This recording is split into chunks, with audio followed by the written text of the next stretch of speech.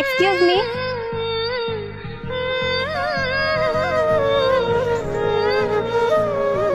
আরে তুই এখানে? সে আগের মতো রাজমিস্ত্রির কাজই করে বেড়াচ্ছিস? কি ব্যাপার, তুমি কোনোকে চিনো নাকি? চিনবো না মানে? আরে শুভ, আমি তোমাকে বলেছিলাম না যে আমার একটা এক্স বয়ফ্রেন্ড ছিল, এই সেই এক্স বয়ফ্রেন্ড যাকে রেখে আমি তোমার সাথে রিলেশন করছি। তাহলে এই ব্যাপার, এই ছেলেটা তোমার এক্স বয়ফ্রেন্ড ছিল তাই না? ঠিকই করেছো, এর মতো একটা কামলার সাথে সম্পর্ক শেষ করে দিয়ে তোমাকে শুধু আমার পাশে মানায়, এর মতো কামলার পাশে না।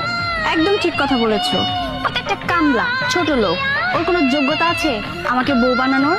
শুধু শুধু মিছে স্বপ্নই দেখে গিয়েছে যে আমাকে ওর বউ বানাবে।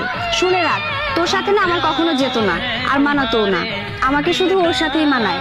আর একটা কথা শুনে রাখ, তুই তো রাজমিস্ত্রির কাজ করিস, আর আমার হবু হাজবেন্ড, ওর মাসিক স্যালারি কত জানিস? 1 লক্ষ টাকা। এই টাকা তো তুই বাপের জীবনেও চোখে দেখিসনি। তাহলে বোঝ তোর লেভেল কোথায় আর ওর লেভেলটা কোথায়।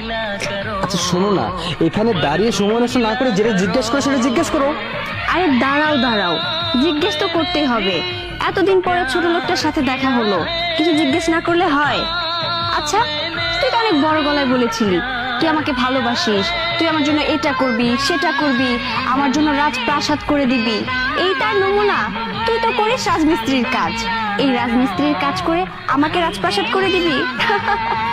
শোন, তোকে একটা কথা বলি, তুই বরং এক কাজ করিস, এই রাজমিস্ত্রির কাজ করে ছোট্ট একটা কুঁড়ে ঘর বানাস, তোর লেভেলের একটা মেয়েকে বিয়ে করিস, আর ওই ছোট্ট কুঁড়ে ঘরের রাজপ্রাসাদে তোর বউকে নিয়ে সুখে সংসার করিস।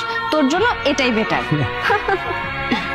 আচ্ছা বল, এদিকে সর্দার বাড়িটা কোথায়? আচ্ছা, আপনার হবু হাজবেন্ড বললো না যে একটা কামলার সাথে কথা বলে সময় নষ্ট না করতে? কি কাজে এসেছেন সেটা বলুন। এই ছোট লোকের বাচ্চা, তোকে যেটা বলেছি সেটা কর, আর সর্দার বাড়ি কিছু জন যাবে সেটা কি তোকে বলতে হবে? আরে তুমি বুঝতে পারোনি? আমার তো মনে হচ্ছে এই ছোট লোকটা ওই সর্দার বাড়িরই কাজ করে, যার কারণে জিজ্ঞেস করছে এত আগ্রহ নিয়ে। আসসালামু আলাইকুম স্যার। ওয়ালাইকুম আসসালাম রহমান সাহেব। স্যার, আপনি যে কাজে পাঠিয়েছেন সেই প্রজেক্টটা আমরা সাকসেসফুল। এই কাজটি যদি আমরা ঠিকমতো করতে পারি তাহলে আমাদের 5 কোটি টাকা ব্যবসা হবে। যাক, আলহামদুলিল্লাহ, শুনে খুশি হলাম। শুনুন, আমার ডেস্কের উপরে একটা চেক রাখা আছে, চেকটা পার্টিকে দিয়ে দিবেন। জি স্যার, তাহলে তাহলে আসি স্যার। ওকে। আসসালামু আলাইকুম। আর শুনুন, আরে কথায় কথায় ভুলে গেছে, আমি তো দেশের বাইরে ছিলাম, আপনার ওই স্যালারিটা দেওয়া হয়নি। এই নিন, আপনার স্যালারি 2 লাখ টাকা।